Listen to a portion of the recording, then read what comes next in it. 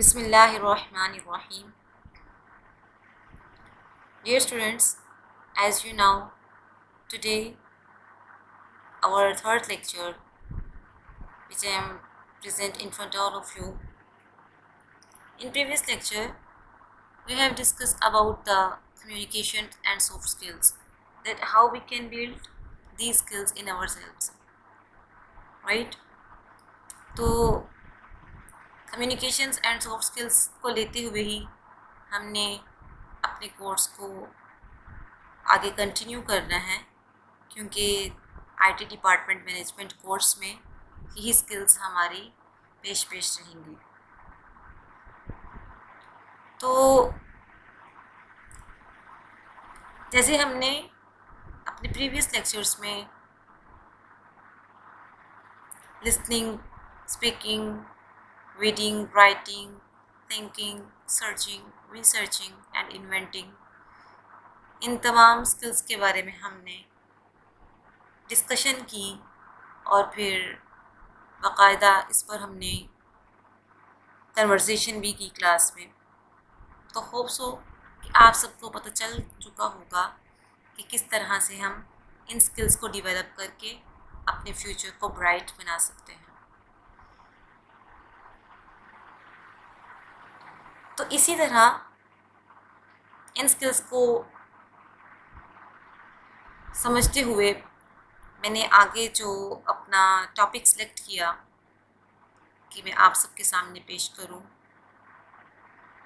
वो कुछ इसी तरह से इंग्लिश ग्रामर से रिलेटेड टॉपिक है, जिसको समझ के हम अपनी इंग्लिश लैंग्वेज को बहुत ही इजीली अंडरस्टैंड कर सकेंगे और इजीली अपनी नॉर्मल लाइफ में इसको शामिल भी कर सकेंगे।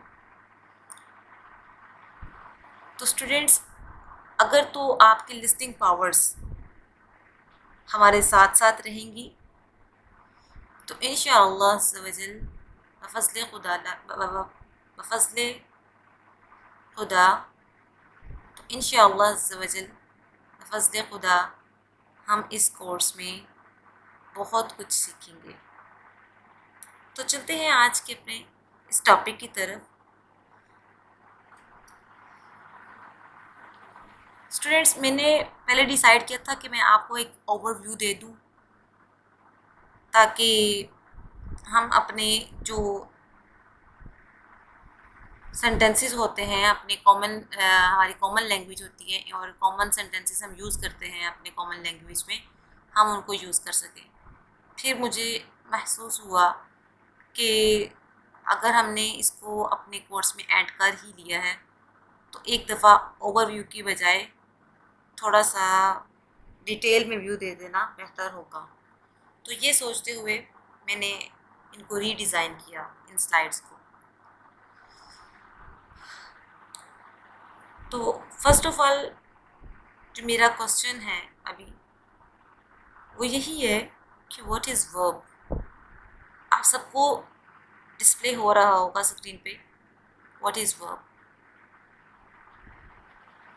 वर्ब की तो वैसे बहुत ज़्यादा इकसाम है, लेकिन चंद एक को हम देखेंगे भी और उनकी एग्जांपल्स को भी देखेंगे। देखिए, a verb is a word that expresses action, state of being, or a relation between two things in a sentence.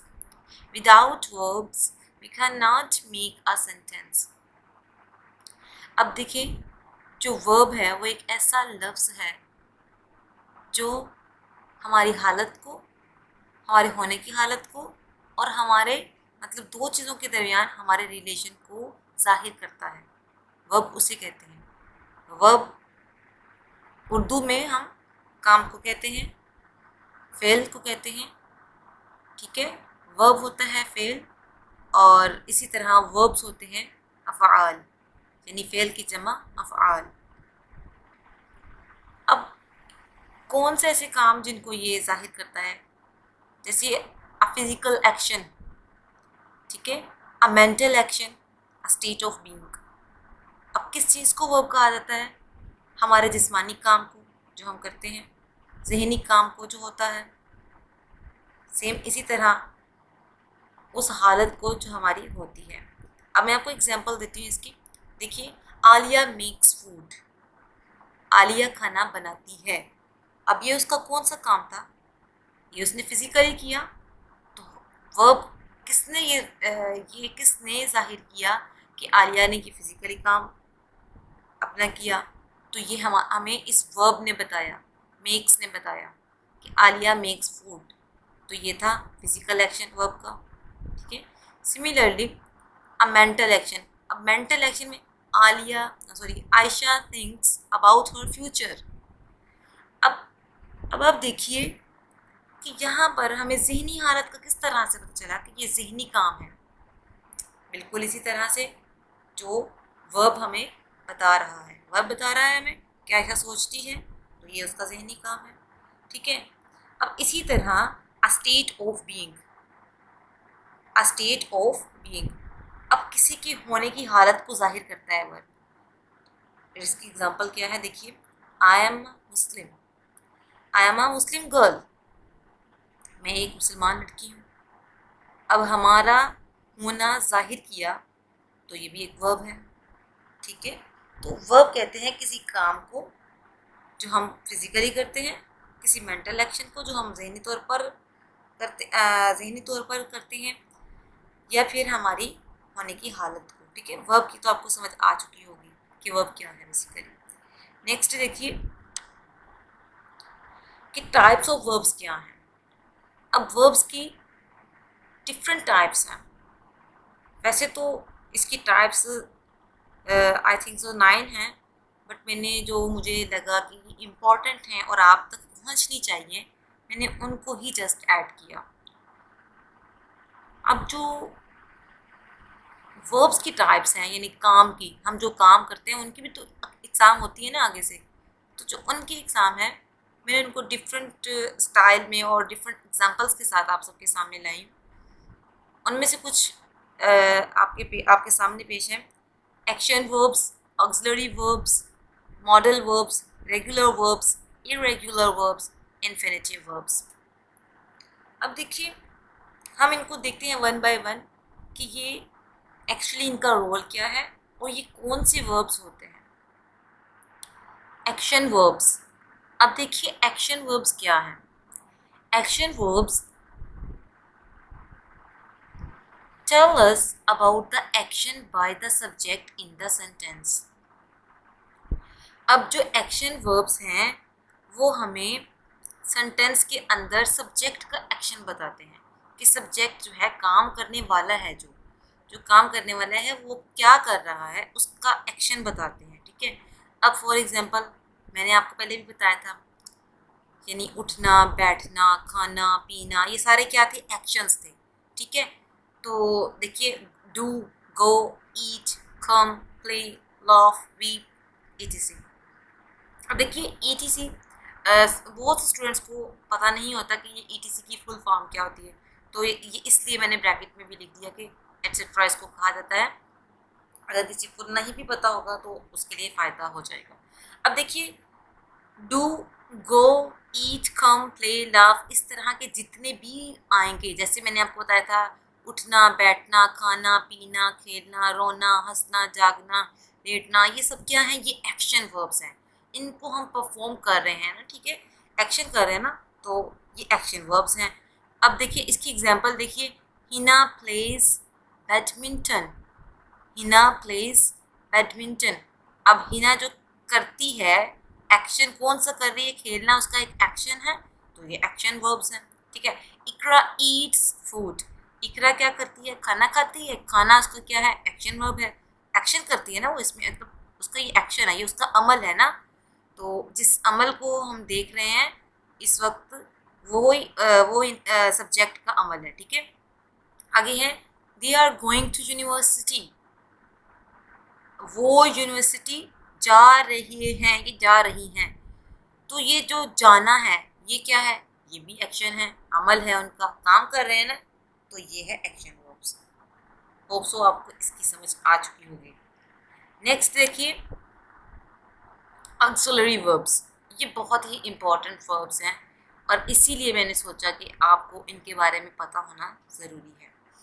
अब ऑक्सिलरी वर्ब्स हम यूज़ तो कॉमन करते हैं लेकिन हमें इनके बारे में पता नहीं होता। तो ये है क्या है, देखिए, an auxiliary verbs extend the main verb by helping to show time. यहाँ पर स्पेलिंग में से डब्ल्यू आएगा, show time, tense, voice and possibility. अब जो ऑक्सिलरी वर्ब्स हैं मैं आपको बताती चलूँ, ये वो वर्ब्स हैं जो टाइम को मेंशन करते हैं, ज़माने को मेंशन करते हैं, किसी के मतलब होने को मेंशन करते हैं, मुमकिन को नामुमकिन को मेंशन करते हैं, ठीक है, उसकी आवाज़ को जाहिर करते हैं। तो उनको हम क्या कहते हैं, ऑक्सिलरी वर्ब्स। वो कौन से हैं, देखिए नीचे, is, am, are, was, were, will, shall, have, has. तो जो हम हेल्पिंग वर्ब यूज़ करते हैं टेंसेस में, आपने देखा होगा जब हम फर्स्ट टेंस मतलब जो प्रेजेंट टेंस यूज़ करते हैं, हम उसमें यूज़ करते हैं डू डज का, वो भी इसमें आएगा, ठीक है। और इसी तरह जब हम कंटिन्यूअस को यूज़ करते हैं तो उसमें होता है इज, एम, आर, उसमें ये आएगा, ये भी ऑक्सिलरी वर्ब्स हैं। अब हम फास्ट में क्या यूज़ करते हैं, सिंपल में हम यूज़ करते हैं वॉज, वर, ठीक है, मतलब जो फास्ट कंटिन्यूअस है उसमें हम यूज़ करते हैं वॉज, वर। और इसी तरह जब फ्यूचर टेंस लेते हैं तो उसमें हम यूज़ करते हैं विल, शैल। क्यों, क्योंकि हम इनमें पास्ट में हम माजी को बता रहे हैं, फ्यूचर में हम मुस्तकबिल को बता रहे हैं, और प्रेजेंट में हम जो हमारा मौजूदा ज़माना है उसको हम एक्सप्लेन कर रहे हैं। अब इसकी एग्जांपल देखिए, Heera is going to university.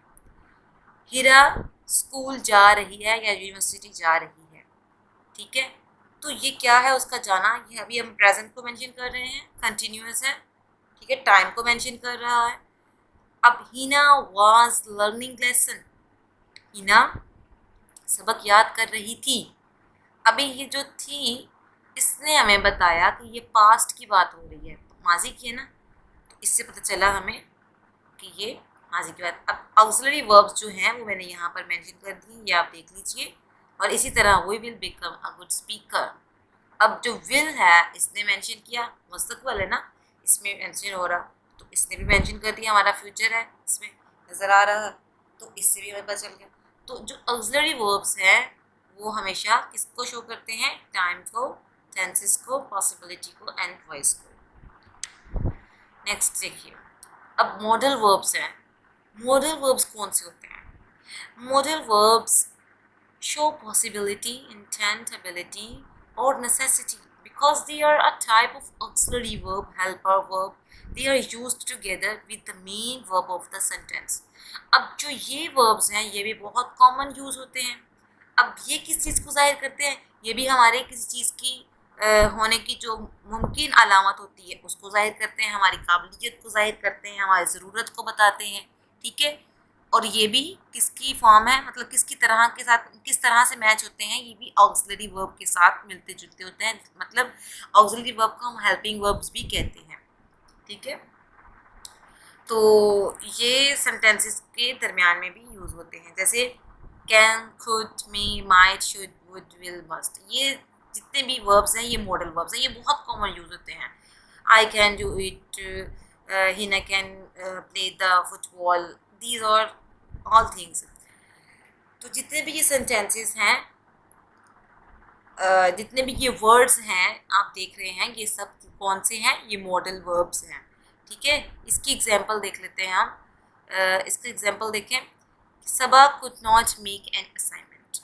Saba could not make an assignment. अब सबा असाइनमेंट नहीं बना सकी, ठीक है। तो ये मैंने बताया, क्या बताया मैंने, कि पास्ट की बात की, इसलिए मैंने कुड का यूज़ किया। अगर मैं कहती मतलब अगर मैं प्रेजेंट में किसी को बता रही थी, प्रेजेंट का ही बता रही होती, उसकी प्रेजेंट की ही बात बता रही होती, तो मैं कहती Saba can not make an assignment, Saba assignment नहीं बना सकती, ठीक है। अब इसी तरह सेकंड एग्जांपल देखिए, you should work hard to become a good leader. तुम्हें सख्त मेहनत करनी चाहिए एक अच्छा लीडर बनने के लिए। अब जो शुड है ये भी हमारा मॉडल वर्ब है, ठीक है। ये भी क्या है, हमारा मॉडल वर्ब है, एबिलिटी को जाहिर कर रहा है ना कि क्या बनना है हमने, हमें अच्छा बनने के लिए, अच्छा लीडर बनने के लिए हमें सख्त मेहनत की ज़रूरत है। और ये हकीकत में भी बात है कि वाकई हमें वर्किंग मतलब हार्ड वर्किंग की ज़रूरत है। नेक्स्ट देखिए, मस्ट आ गया इसमें, we will must achieve our destination इंशाल्लाह। हम अपनी डेस्टिनेशन को ज़रूर हासिल करेंगे। अब यहाँ पर मस्ट लगा, ये भी मॉडल वर्ब है। अब जो मॉडल वर्ब्स हैं वो मैंने क्लियर कर दिए आपको, और जो एक्शन वर्ब्स थे वो भी मैंने क्लियर कर दिए। और इसके बाद अब मैंने देखना है, मतलब अब आपको मैं दिखाने लगी हूँ इसके बाद हमने कौन से वर्ब्स देखने हैं। देखिए, इसके बाद आ जाते हैं रेगुलर वर्ब्स। अब रेगुलर वर्ब्स में क्या है, a verb whose past simple and past participle are formed simply by adding d or ed is called a regular verb.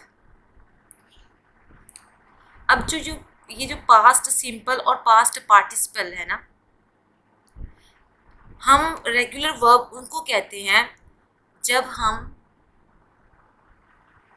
Simply D और ईडी का एडिशन करके, इजाफा करके हम पास्ट की सिंपल फॉर्म बनाते हैं और फिर पास्ट पार्टिसिपल बनाते हैं। मतलब क्या कि सेकंड फॉर्म, ठीक है, और फिर उसकी पार्टिसिपल कहते हैं थर्ड फॉर्म को, ठीक है। ये भी आपको आज पता चल जाना चाहिए कि पास्ट पार्टिसिपल कहते हैं third form of a verb. अब देखिए, जो रेगुलर वर्ब्स हैं वो होते हैं हमारे फर्स्ट फॉर्म, ठीक है, और अगर उनके साथ ईडी लग जाए, डी और ईडी के एडिशन के साथ उनकी पास्ट सिंपल और पास्ट पार्टिसिपल बन जाए तो इट्स मीन कि वो हमारे रेगुलर वर्ब्स हैं, ठीक है। जैसे अब वर्क था तो इसके साथ हमने ईडी का एडिशन किया तो वो वर्कड बन गया, ठीक है। यहाँ पे भी देखिए ईडी का एडिशन हुआ, वर्कड। अब हेल्प है, इसके साथ ईडी का एडिशन किया, हेल्प्ड, हेल्प्ड। कम्युनिकेट है, ये भी हमारा रेगुलर वर्ब है, इसके साथ ईडी का इजाफा किया तो क्या बना, कम्युनिकेटेड, कम्युनिकेटेड, ठीक है। तो ये बहुत सिंपल से हैं, लेकिन आपको इनको अपने माइंड में रखना होगा। नेक्स्ट क्या है, नेक्स्ट है इरेगुलर वर्ब्स। अब इरेगुलर वर्ब्स क्या होते हैं, लाइक रेगुलर वर्ब्स। अब थोड़ा सा इसको हम डिफरेंट कर देंगे, कैसे कि a verb whose past simple and past participle are formed in different ways, not by adding d or ed, is called irregular verb. जो verb क्या कहते हैं, डी और ईडी को लगाए बगैर, मतलब जो वर्ब बनते हैं उसका जिनका पार्टिसिपल मतलब सेकंड फॉर्म और थर्ड फॉर्म डिफरेंट होती है, डिफरेंट तरीके से बनती है, और उसमें डी और ईडी का एडिशन नहीं किया जाता, उनको इरेगुलर वर्ब कहते हैं। क्योंकि उसमें ईडी का इजाफा नहीं होता, ना डी का होता है और ना ही ईडी का इजाफा होता है, तो हम उन वर्ब्स को क्या कहेंगे, इरेगुलर वर्ब्स। अब आप हर जगह पे तो नहीं ना ऐसे कर सकते। अब यहाँ पर अगर देखिए अवेक है तो आप कर दें अवेक्ड, अवेक्ड, तो ये तो हमारा गलत हो जाएगा। तो इसी तरह वर्ब्स की बहुत ज़्यादा टाइप्स होती हैं, उन टाइप्स को हमें अपने माइंड में रखना होता है, तभी हम इन रूल्स एंड रेगुलेशंस को, जो लैंग्वेज के रूल्स होते हैं, ग्रामर के जो रूल्स होते हैं, तभी उनको हम अचीव कर सकते हैं, ठीक है। अब देखिए ये इरेगुलर वर्ब है, जैसे अवेक, अवोक, ठीक है। अब ये अवोक, अवेकर, ठीक है। अब हमने ईडी का इसमें एडिशन नहीं किया, क्यों, क्योंकि ये इरेगुलर वर्ब है, इरेगुलर वर्ब में ईडी या डी का एडिशन नहीं होता, ठीक है। वो डिफरेंट क्या कहते हैं वेज में बनते हैं, मुख्तलिफ अंदाज से वो बनते हैं। जैसे अवेक है तो इसकी सेकंड फॉर्म क्या है, अवोक। ये याद रहे कि जो इरेगुलर वर्ब है, यहाँ पर मैंने इरेगुलर वर्ब यूज मेंशन किया हुआ है, इसको हम फर्स्ट फॉर्म कहते हैं, ठीक है। और इसको पास्ट सिंपल मैंने मेंशन किया हुआ है, इसको हम सेकंड फॉर्म कहते हैं। यहाँ मैंने पास्ट पार्टिसिपल मेंशन किया हुआ है, इसको हम थर्ड फॉर्म ऑफ वर्ब कहते हैं, ठीक है। ये चीज़ें आपको याद रहनी चाहिए। यहाँ पर मैंने इनको यूज़ इसलिए किया ताकि ये आपके माइंड में बैठ जाए। इसी तरह पे देखिए अराइज है तो इसका जो second form of the verb क्या होगी, अरोज, ठीक है। ये इसका पास्ट सिंपल है। अब जैसे मैं कहती हूँ कि आई अराइज, ठीक है, और उसके बाद मैं कह दूँ आई अरोज, मतलब अब यहाँ पर जैसे मैंने कह दिया आई अवेक, मतलब मैंने कह दिया प्रेजेंट में कह दिया कि आई अवेक, मैं जागती हूँ। और फिर अगर मैंने कह दिया यानी मैंने कल की बात करनी है तो मैंने कहना है आई अवोक, मैं जागी। ठीक है, तो अगर मैंने बात करनी है कि मैं जाग चुकी हूँ तो हम फिर third form of verb use करते हैं। जब मैं आपको टेंसेस का थोड़ा बताऊंगी, ओवरव्यू दूंगी, तो इंशाल्लाह आपको ये भी क्लियर हो जाएगा। तो फिर हम कहेंगे मैं कहूँगी आई हैव अवेकन, मैं उठ चुकी हूँ। ठीक है, यानी मैं जाग चुकी हूँ। तो ये है आपका मतलब इरेगुलर वर्ब, जिस तरह से ये किस तरह से बनता है। इसी तरह देखिए डू है, तो इसका पास्ट सिंपल क्या है, डिड, और पास्ट पार्टिसिपल क्या है, डन। ठीक है, अब हम देखते हैं, ये तो इरेगुलर वर्ब्स से। अब हम देखते हैं इन्फिनेटिव वर्ब्स। इन्फिनेटिव वर्ब्स क्या है? Infinitive verbs are not actual verbs. They do not work as verbs in the sentence. Rather, they work as nouns, adjectives, adverbs, etc. ये जो infinitive verbs है ना, ये actual verb नहीं होते। ये बिल्कुल उस तरह से होते हैं जिस तरह से मतलब आप कह लीजिए कि नाउन जैसे हो गए, एडजेक्टिव्स हो गए, ये एडवर्ब्स हो गए, ये उनकी तरह के होते हैं, क्योंकि इनके साथ जब ये लग जाते हैं तो कोई भी चेंजिंग नहीं आती। किसमें चेंजिंग नहीं आती? वर्ब में कोई चेंजिंग नहीं आती। ठीक है, देखिए अब जैसे मैं यहाँ पे आपको बता रही हूँ, Ali went Turkey to earn. Ali Ali went Turkey to earn. अब जो ये अर्न है, ठीक है, ये क्या है, वर्ब है। इसके अंदर कोई भी कम्बिनेशन नहीं आई। टू लग गया इसके साथ, मतलब इससे पहले टू आया, इसने बता दिया कि ये इन्फिनेटिव है। ठीक है, इन्फिनेटिव वो होते हैं कि जिसके साथ हम मतलब बहुत ज़्यादा आगे वर्ड्स बना सकते हैं। Ali went Turkey to earn. Ali तुर्की गया, किसके लिए गया? अली तुर्की कमाने के लिए गया।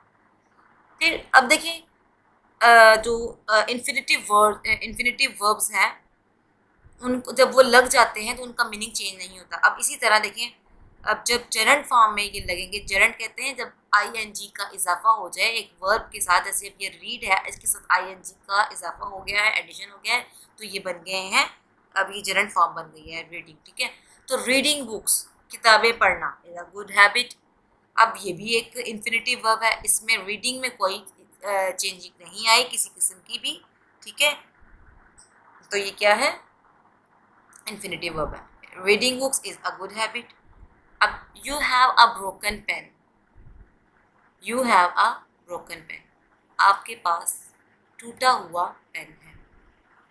मतलब क्या है कि जो इन्फिनेटिव वर्ब्स होते हैं वो कभी भी अपना मतलब चेंज नहीं करते, वो एग्जैक्ट मतलब देते हैं अपना। ठीक है, एग्जैक्ट मतलब अपना एग्जैक्ट मतलब पहुंचाएंगे। अब reciting is a good is a good habit. ठीक है, इसी तरह reciting is a good habit, यानी तिलावत करना एक अच्छी आदत है। तो ये थे हमारे इन्फिनेटिव वर्ब्स। अब आपको समझ आ गई होगी कि इन्फिनेटिव वर्ब्स क्या है। अब मैं आपको इसी तरह इन्फिनेटिव वर्ब्स में ही आगे लेके चलूँगी कि आपने किस तरह से इन्फिनेटिव वर्ब्स में कमांड हासिल करते हुए बाकी भी अपने वर्ब्स को बनाना है, और फिर उसमें कमांड हासिल करते हुए आप एक बहुत ही अच्छी तरह से जर्नी शीट को रेडी करेंगे, जो कि आपके लिए फ्यूचर में बहुत ज़्यादा बेनिफिशियल होगी। ठीक है, तो अभी हम चलते हैं अपनी जर्नी शीट की तरफ। जी, तो देखिए a journey that ensures destination, मुझे ये बहुत अच्छा लगता है ये वर्ड, ये सेंटेंस, सॉरी। देखिए इन्फिनेटिव मैंने आपको बता दिया कि जिस भी वर्ड से पहले हम टू लग जाए वो इन्फिनेटिव, जिस भी वर्ब से पहले टू लग जाए वो इन्फिनेटिव है। ठीक है, अब देखिए जैसे टू अप्लाई, ये इन्फिनेटिव था। ठीक है, ये इन्फिनेटिव है, सॉरी, ये इन्फिनेटिव है। जब हमने टू हटा दिया, ठीक है, तो अब हमने इसकी बेस फॉर्म बनानी है। बेस फॉर्म हम कैसे बनाएंगे? अप्लाई। ठीक है, तो ये बेस फॉर्म बन गई। टू को हटाया तो ये बेस फॉर्म बन गई अप्लाई। अब मैं बेस फॉर्म तो मतलब ये तो बेस फॉर्म बन गई। अब मैं यहाँ पे फर्स्ट फॉर्म नहीं कह रही, फर्स्ट फॉर्म हम इसी को कंसीडर कर लेते हैं। मैं अब यहाँ पर एस फॉर्म कह रही हूँ, जिसको आप कहते हैं ना एस के ई एस का इजाफा। ठीक है, जो हम अपने प्रेजेंट सिंपल टेंस में करते हैं, एस या एस का इजाफा, ये वो है। तो यहाँ पर ये देखें एस फॉर्म में क्या है, अप्लाई था, मैंने जब एस या एस का इजाफा किया तो ये क्या बन गया, अप्लाइज। ठीक है, अब इसकी सेकंड फॉर्म क्या मैंने बनाई, अप्लाइड। ठीक है, मैंने नहीं बनाई, ये किसने बनाई, अप्लाइड। किस फॉर्म किस वर्ब ने बनाई, ये इन्फिनेटिव था। ठीक है, ये पहले इन्फिनेटिव था टू अप्लाई, फिर ये एक बेस फॉर्म बन गया अप्लाई। ठीक है, फिर ये अप्लाइज बन गया। और हाँ, आपको मैंने बताया था कि जिन वर्ब्स के साथ ईडी का एडिशन हो जाए वो कौन से वर्ब होंगे, वो रेगुलर वर्ब होंगे। राइट, आपने ये चीज़ें माइंड में रखनी है। ये तो आपको इसलिए मैंने एक फ्लो में बताना चाहा ताकि आपको ये चीज़ें बहुत आसान लगें, मुश्किल ना लगें, और वो इसलिए बताएं कि आपके माइंड में रहें कि ये एक्चुअल रूल्स ये हैं। ठीक है, तो अप्लाइज पहले था, apply base form, applies S लग गया, और जब हमने सेकंड फॉर्म में ईडी का एडिशन किया अप्लाइड, थर्ड फॉर्म अप्लाइड, और जब हमने जरेंट फॉर्म का इजाफा किया यानी आईएनजी का इजाफा किया तो क्या बन गया, अप्लाइंग। ठीक है, और जब हमने एडजेक्टिव देखा इसका तो एप्लीकेबल। अब देखें एक ही वर्ड से हम चले कहाँ से कहाँ पहुँचे, एप्लीकेबल। अभी हमें एडजेक्टिव भी मिल गया। ठीक है, और उसके बाद क्या है, एप्लीकेबल से हम पहुँच के एप्लीकेशन, नाउन भी आ गया हमारे पास। अगर मैं आपको कहती कि आप जस्ट पहले वर्ब्स याद करके आए फिर मैं आपको बेस फॉर्म बताऊंगी तो टाइम लगेगा, इसमें भी टाइम लगना था। फिर मैंने कहा था आपको फॉर्म्स ऑफ वर्ब याद करके आए, मतलब इनके बारे में अपना ओवरव्यू दें। फिर मैंने कहना था कि एडजेक्टिव्स के बारे में देखिए, फिर मैंने नाउन्स। तो ये सब, इन सब चीज़ों को शॉर्ट करते हुए ये एक शीट रेडी की गई ताकि आप इसी शीट को लेके आगे 100 से अबव वर्ड्स या वर्ब्स तक वर्ब्स को लेके चलें इसी शीट पे। तो अब इसी तरह देखिए मैंने नेक्स्ट लिया एक इन्फिनिटिव लिया, टू कम्युनिकेट। अब जो इसके आगे, इससे आगे कितने वर्ब्स निकले, मतलब कितने ज़्यादा वर्ड्स निकले वो देखिए। जब हमने टू कम्युनिकेट लिया, जब हमने टू को हटा दिया तो हमारे पास जस्ट बेस फॉर्म आ गई कम्युनिकेट, और जब हमने फिर एस को लगा दिया तो क्या बन गया, कम्युनिकेट्स। ठीक है, और अब जब हमने सेकंड फॉर्म इसकी ली तो कम्युनिकेटेड, अब हमने थर्ड फॉर्म ली तो कम्युनिकेटेड। इसी तरह in form communicating, adjective form adjective communicative, और इसका नाउन क्या बना, कम्युनिकेशंस, कम्युनिकेशन। और अब मैं लेती हूँ एक और इन्फिनिटिव। तो ये इन्फिनिटिव देखिए आप, टू टीच, टू टीच पढ़ना होता है ना या पढ़ाना होता है। ठीक है, पढ़ाना, तो ये मैंने लिया पढ़ाना। अब मैंने क्या किया, इसका फिर मैंने टू हटा दिया तो इसकी बेस फॉर्म मेरे पास आ गई टीच।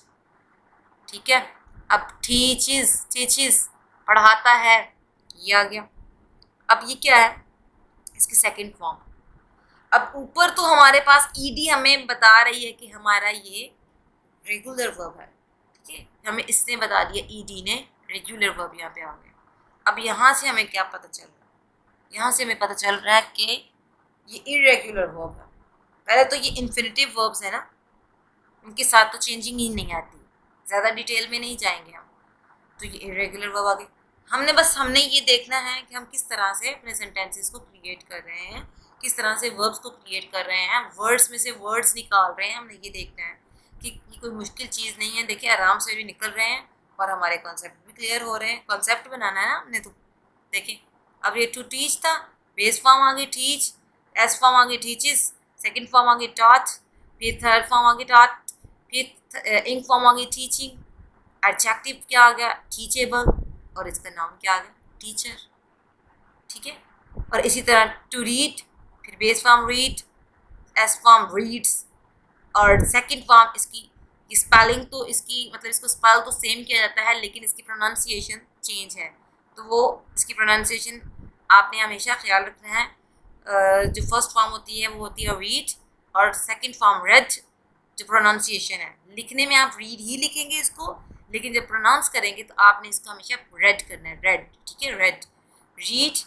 ठीक है, फिर इसकी एस फॉर्म आ गई रीड्स, रेड, और थर्ड फॉर्म को भी रेड, और फिर क्या आ गया, इंग फॉर्म आ गई रीडिंग, और फिर एडजेक्टिव्स का क्या है रीडिंग का, रीडेबल, और नाउन्स का क्या हुआ, रीडर। इसी तरह देख लीजिए टू राइट, इन्फिनिटिव मतलब इसकी इन्फिनिटिव जो फॉर्म है इसकी वर्ब की, और फिर राइट यानी इसका जब टू हटा दिया तो राइट बेस फॉर्म आ गई, राइट्स आ गया, ठीक है, रोट आ गया second form of verb, written, और फिर इंग लगाया तो राइटिंग, एडजेक्टिव्स का क्या बना, राइटेबल, और नाउन बन गया राइटर। अब बताइए इनमें क्या मुश्किल है, कुछ भी मुश्किल नहीं है। अभी मैं आपको इन्हीं के सेंटेंसेस भी बना के दिखा देती हूँ कि आपने सेंटेंसेस कैसे बनाने हैं। जब मैं बात करूँगी कि मैं अप्लाई करती हूँ, ठीक है, या मैं टीच ले लेती हूँ, मैं पढ़ाती हूँ, तो मैं जब पढ़ाती हूँ, मैं अभी सिंपल में बात कर रही हूँ, सिंपल प्रेजेंट में बात कर रही हूँ, तो मैं बोलूँगी आई टीच। जब मैं बोलूँगी ना आप पढ़ाते हैं, यानी मैं बोलूँगी वो लड़की पढ़ाती है, ये वो पढ़ाती है, तो मैं बोलूँगी शी टीचेस, ठीक है। अगर आप या मैं कहूँ, बल्कि अगर मैं ही कहती हूँ कि मैंने पढ़ाया, तो मैं बोलूँगी आई टॉच, देखिए। और अगर मैंने कहा कि मैं पढ़ा रही हूँ, मैं बोलूँगी आई एम टीचिंग। तो अब इसी तरह देखिए, ये देख लीजिए आप बोलेंगे कि आई रीड, मैं पढ़ता हूँ या पढ़ती हूँ, और अगर आप किसी और का बताएंगे, मतलब अगर आप ही शी ईट का इजाफा कर देंगे, तो आप बोलेंगे ही रीड्स या शी रीड्स, ठीक है। तो ये बहुत सी कॉमन सी चीज़ें हैं। अभी मैं जब आपको सेंटेंसेस इंशाल्लाह जब करवाऊंगी, तो उसमें हमने कोई बहुत ज़्यादा कॉम्प्लिकेशन में नहीं जाना, कॉम्प्लिकेटेड वर्ड्स या कॉम्प्लिकेटेड सेंटेंसेस नहीं अभी बनाने, हमने छोटी छोटी चीज़ें लेनी, छोटी छोटी मतलब करनी। ये तो अभी आपको जस्ट कॉन्सेप्ट देने के लिए मैंने सब कुछ पीछे से बताया, ताकि आप लोगों के कॉन्सेप्ट क्लियर हो। अब बात आ गई कि हमने ये किस तरह से एडजेक्टिव की और नाउन्स की हमने आइडेंटिफिकेशन किस तरह से करनी है, तो उसके लिए भी इंशाल्लाह हम अभी आगे देखते हैं। अभी देखिए मैं आपके सामने एक नई चीज़ लेके आई, अफिक्सिस में भी कुछ स्टूडेंट्स ने फर्स्ट टाइम सुना हो और मैं भी किसी ने सुना हो। अफिक्सिस क्या होता है, ग्रुप ऑफ लेटर्स। अब लेटर क्या है, ये आप देख रहे हैं 1 2 3 4 5 6 7 8 9 10, मतलब ये जितने भी वर्ड्स के जो लेटर है ना, मतलब वर्ड कहते हैं एक जो पूरा लफ्ज होता है, जैसे कि अनएक्सेप्टेबल, अनएक्सेप्टेबल, ये एक पूरा वर्ड है, ठीक है। लेकिन जो लेटर्स होते हैं, ये इसके अंदर जो लेटर है इनको हम लेटर कॉल करते हैं, ठीक है। तो जो ग्रुप ऑफ लेटर्स है, यानी group of letters attach before and after the root word. जब ये जो हमारा रूट वर्ब होता है, रूट वर्ड जो होता है हमारा, जब हम उसके आगाज़ में या उसके एंड पे, यानी उसके शुरू में या उसके आखिर पे कोई हम लगा देते हैं, लेटर्स लगा देते हैं, तो वो क्या होते हैं, हमारे प्रीफिक्सेस और सफिक्सेस होते हैं। अब ये देखिए आप कि इन्होंने यहाँ पर एक एग्जांपल दी हुई है, जैसे मैंने यहाँ पर एग्जांपल ली है एक्सेप्ट, ठीक है, ये हमारा रूट वर्ड हो गया एक्सेप्ट, ये रूट वर्ड हो गया हमारा। अब रूट वर्ड के हमने शुरू में या आखिर में अगर लगा दिए, ठीक है, अल्फाज, तो उसको हम बोलेंगे, यानी जो हम अगर हम लगाएंगे एंड पे लगाएंगे तो उसको हम बोलेंगे सफिक्सेस, और अगर हम शुरू में लगाएंगे तो उसको हम बोलेंगे प्रीफिक्सेस, ठीक है। आप प्री से याद रख लीजिएगा कि जो पहले आएंगे प्री से, मतलब प्री से आपको याद रहेगा जो पहले आएंगे वो प्रीफिक्सेस हैं और जो बाद में आएंगे वो सफिक्सेस हैं। मतलब अब एक्सेप्ट से मैंने पहले लगाया, वो था अन, ठीक है, यू एन अन। अब मैंने एक्सेप्ट के बाद लगाया एबल, ठीक है।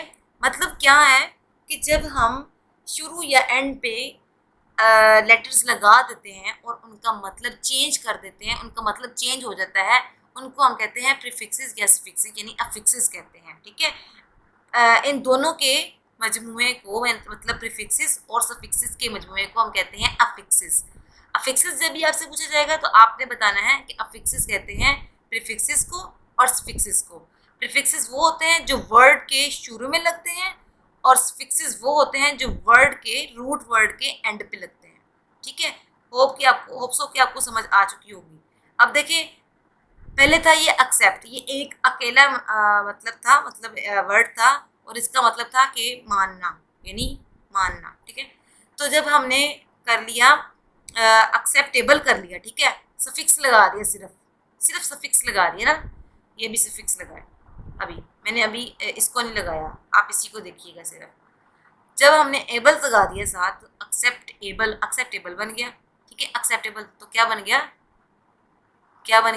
एक्सेप्टेबल यानी हमारे एक्सेप्टेबल मानने के काबिल बन गया, ठीक है, मानने के काबिल हो गया। तो जब मैंने अब इसी के अब एक एक्सेप्टेबल, एक एक्सेप्ट है और एक एक्सेप्टेबल बन गया। एक्सेप्ट है मानना, एक्सेप्टेबल मानने के काबिल, ठीक है। अब मैं चाह रही हूँ इसका कोई एक और वर्ड बना लूँ। अब हमारे दो वर्ड बन गए हुए हैं, एक एक्सेप्ट है, एक एक्सेप्टेबल बन गया, ठीक है। तो ये दो वर्ड बन चुके हैं।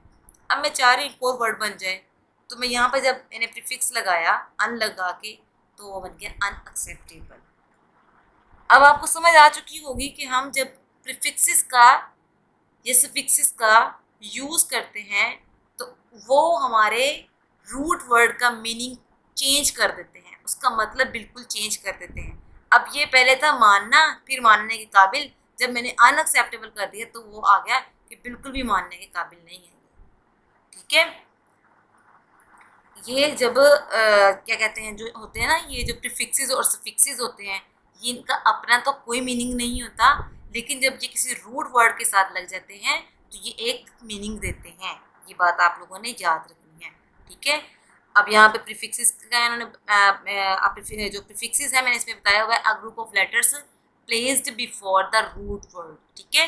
जो वर्ड रूट वर्ड के पहले आते हैं उसको हम कहते हैं प्रीफिक्सेस, और इसी तरह a group of letters placed after the root word, उसको हम क्या कहते हैं, सफिक्सेस। अभी मैंने आपको ये अफिक्सेस के बारे में इसलिए बताया क्योंकि मैंने अभी आपके सामने कहना था कि जब भी हमने क्या कहते हैं एडजेक्टिव और नाउंस की आइडेंटिफिकेशन करनी है, तो उनके लास्ट में जो सफिक्सेस होंगे उनको देखना है वो कौन से हैं। तो अभी मैं फिर आपको लेके चलती हूँ, होप्स हो कि आपको इसकी समझ आ चुकी होगी, तो इंशाल्लाह आ जानी भी चाहिए। ये देखिए, अब यहाँ पर है नाउन सफिक्सेस। अभी मैंने आपको पीछे बता दिया कि सफिक्स किसे कहते हैं, जो रूट वर्ड के एंड पे हो, ठीक है, उसको कहते हैं हम सफिक्स। अब आप लोगों ने हमेशा याद रखना है कि जब भी ये वाले सफिक्सेस जितने भी इस लिस्ट में मेंशन हैं, आपके नाउन के मतलब किसी भी वर्ड के एंड पे आ जाएं तो वो है नाउन, ठीक है। ये उसकी आइडेंटिफिकेशन, नाउन की आइडेंटिफिकेशन बता रही हूँ। जैसे ए सी वाई, ठीक है, तो ये क्या है, ये स्टेट और क्वालिटी को बता रहे हैं, यानी किसी जगह की किसी हालत या उसकी अहमियत को बता रहे हैं। जैसे प्राइवेसी, ठीक है, इंटरप्रिटेसी और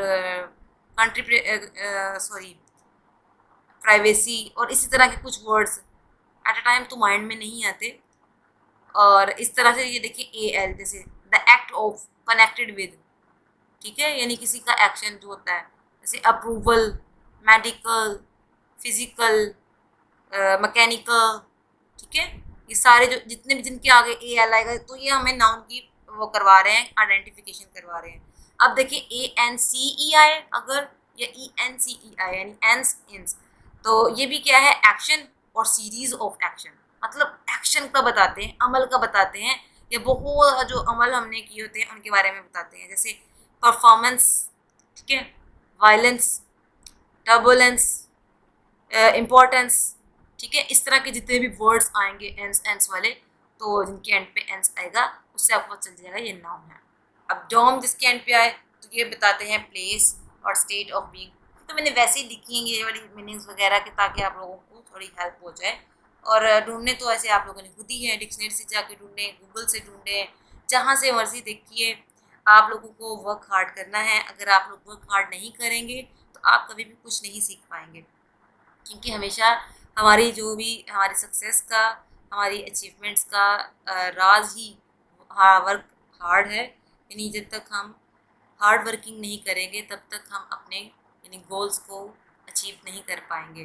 तो जब हमारी डेस्टिनेशन ही इतनी मतलब इतनी ज़बरदस्त हमारी डेस्टिनेशन है, तो उस डेस्टिनेशन तक पहुंचने के लिए तो आपको वर्क हार्ड इतना ज़्यादा करना चाहिए कि आप लोग अपने में ही गुम हो जाए और आप लोगों को पता ही ना चले कि हम कहाँ पहुंच गए हैं।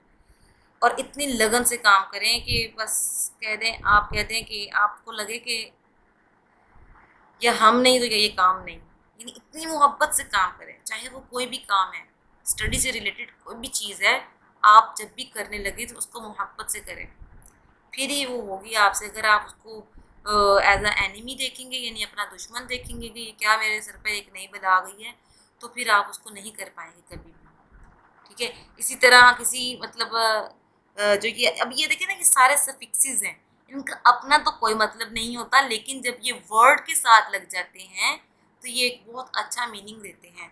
अब देखें डोम है, जैसे मैंने बताया, फ्रीडम, किंगडम, ये सारे नाउन हैं। जितने भी मैं बता रही हूँ आपको, ये सारे नाउन हैं।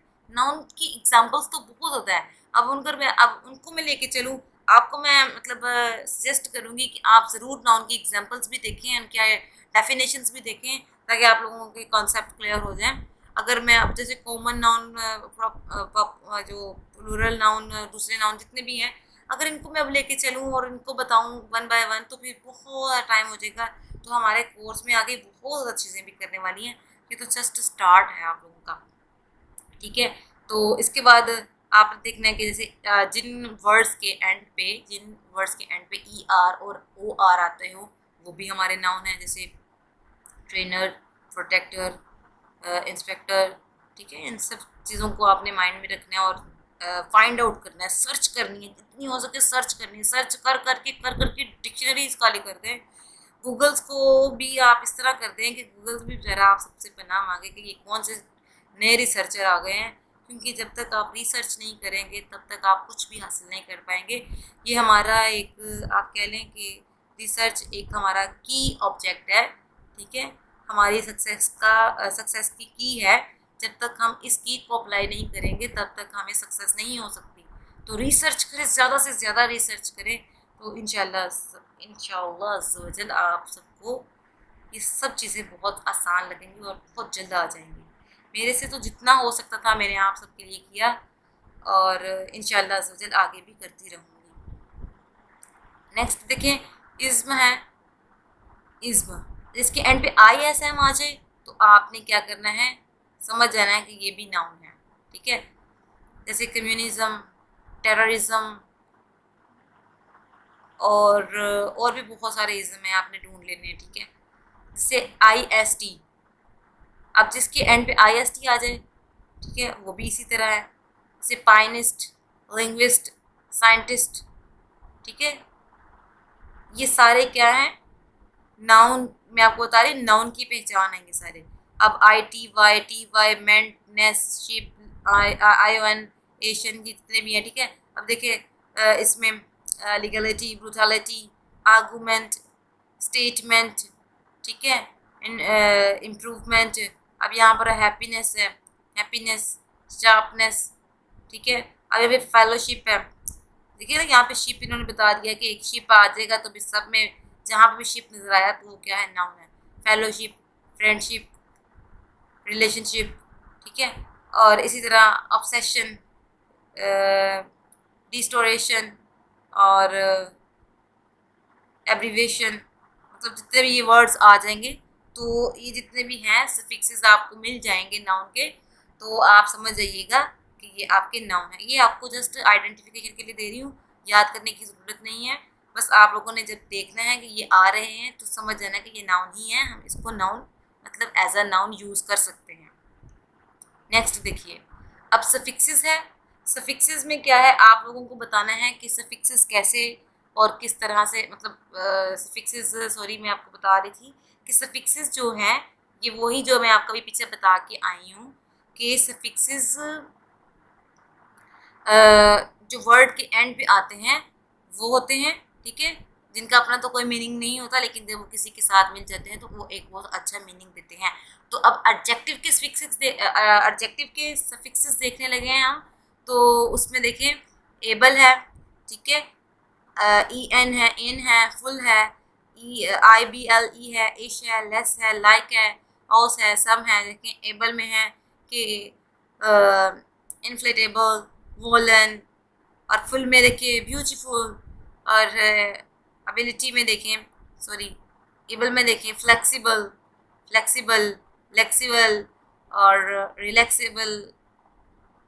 इसी तरह इश में देखिए ग्रीनिश, स्टाइलिश, ये सारी चीज़ें आपको मिलती रहेंगी, गूगल से मिलेंगी। गूगल से, गूगल को फ्रेंड बना लें अपना, अगर आप लोग चाहते हैं कि हम एक गुड लर्नर भी बने, गुड स्पीकर भी बने, गुड राइटर भी बने और गुड टीचर भी बने, गुड प्रोफेसर भी बने, तो ये गूगल के साथ दोस्ती करनी पड़ेगी, अदरवाइज काम नहीं चलने वाला।